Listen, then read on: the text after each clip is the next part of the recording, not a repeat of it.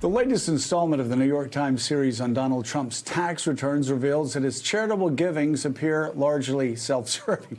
What a shock. Trump's financial records show that much of the charitable commitments came from land deals that offset his income. The paper writes this, quote, the vast bulk of his charitable tax deductions, $119.3 million worth, came from simply agreeing not to develop land. In several cases, after he had already shelved those development plans. Meanwhile, Global Citizen reports that during the pandemic, billionaires' fortunes reached a total of $10.2 trillion. That's the highest amount of money ever owned by the world's wealthiest. At the same time, the pandemic caused global poverty rates to rise for the first time in 20 years.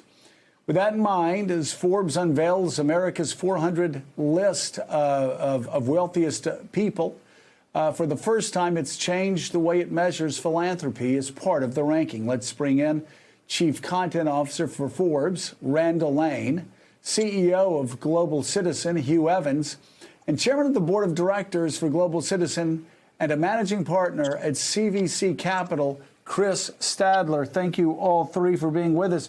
Randall, why don't you start out telling us the new way Forbes is ranking America's 400 wealthiest individuals? Well, you hit it, Joe, with what's going on with the reports today. It's about fairness, and that's what you're seeing.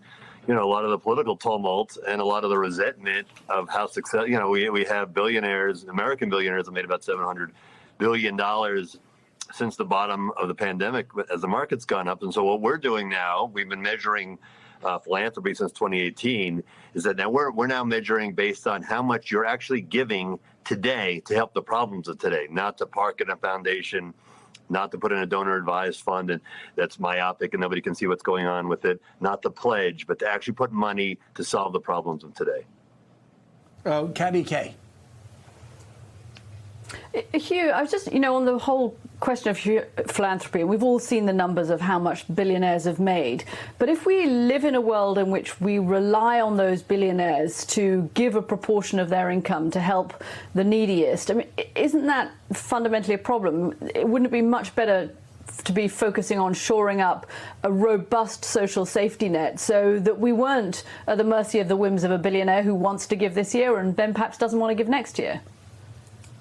Well, I think ultimately, Katty, you touch on a really important point that if we're going to address extreme poverty, we need to look at the structural challenges that ultimately enable poverty to persist in the first place. So I think, yes, we do need to address the systemic causes. But while, as Randall said, there are 633 billionaires in the United States, and only 10 of them are giving any meaningful money away on an annual basis, we also need to address that because during this pandemic, they've amassed an estimated $10 trillion.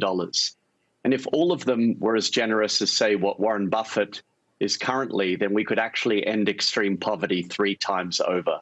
And while the world is facing so many challenges, we've got a hunger crisis on the Horn of Africa, we've got a climate crisis you see in Northern California, we've got an ongoing pandemic, an education crisis with 1.5 billion children out of school. We know we need to change the way that philanthropy works. And I think this partnership between Global Citizen and Forbes 400 is the first step in that process. The AP's Jonathan Lemire. Chris, as we've just highlighted, this is certainly a remarkably challenging year. Tell us why it's so important to have this new approach, the Give While You Live dynamic, which you guys are now unveiling. Walk us through exactly what that means and why it means so much, particularly in such a turbulent 2020. Well, as has been noted, it's needed now more than ever. And our idea was to get the billionaires to step up now, to pledge to give 5% of their wealth annually, to elevate efforts to help marginalized communities, including people of color, including those facing discrimination. And we launched back in January because at that time it was already obvious that the world was off track in solving some of these of our most pressing problems. And our aim was actually to have the world's most influential philanthropists come on our stage at our festivals and announce their intent to help. But once COVID struck, it became clear that not only that was this necessary for the long term, but the short term needs were so extreme. You know, Hugh talked about some of the problems that we're facing, and it's clear now is the time for them to step up. You know, Randall, we've been talking for a decade now, well, actually 20 years now, about demographic changes that were coming to America that were going to impact voting, mainly focusing on the absolute explosion of the Hispanic population. I remember the Bush brothers warning Republicans in the late 90s, you better get right with Hispanics, because if you don't, they're going to vote you out of office. That was 20 years ago. And yet something else is happening, too. Younger voters, they have been pushed away from the Republican Party over the past 4 years for some fairly obvious reasons. You took an under 30 voter survey from Forbes. Tell us what you found.